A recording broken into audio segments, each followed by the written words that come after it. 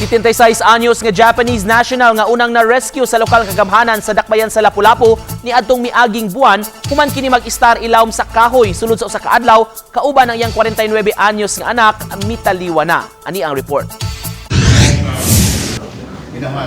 Nangunay si Mayor Junard Ahong Chan, pagsusi sa hitabo human masayod gikan sa mga medical staff sa facility ug kang Dr. Emilio Galaroza, attending physician nga wala nay kinabuhi ang 76 anyos nga si Kasuko Saito. So ang atong initial yun nga possible cause of death is dehydration, severe dehydration with malnutrition, with electrolyte imbalance. Sa phone interview, gipasabot ni Dr. Galaroza nga sulod sa pipila ka semana na niyang nabantyan nga nagluya og malnourish ang mag-inahang Japanese national nga kasamtangang gipahimutang sa lokal nga kagamhanan sa COVID-19 facility samtang anaa kini sulod sa pasilidad, hinatagan nila kini og pagkaon ug tubig. Apan nagdumili kini pagkaon ug bisan man lang pag-inom og tubig. Dugang ni Dr. Galaroza, makadagang higayon na niyang gipahibaw ug gihangyo ang taga-Japanese consulate nga gikinahanglang mada sa usa ka tertiary hospital ang inahan ug anak aron masusi dili lang ang ilang suliran sa pangisip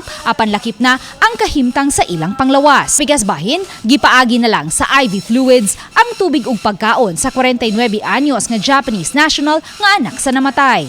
Sa pagkakutlo ning balita, wala pa makuha og pamahayag ang Japanese consulate. Uban ni Marlon Malgazo, Luan Merondina, GMA Regional TV Live.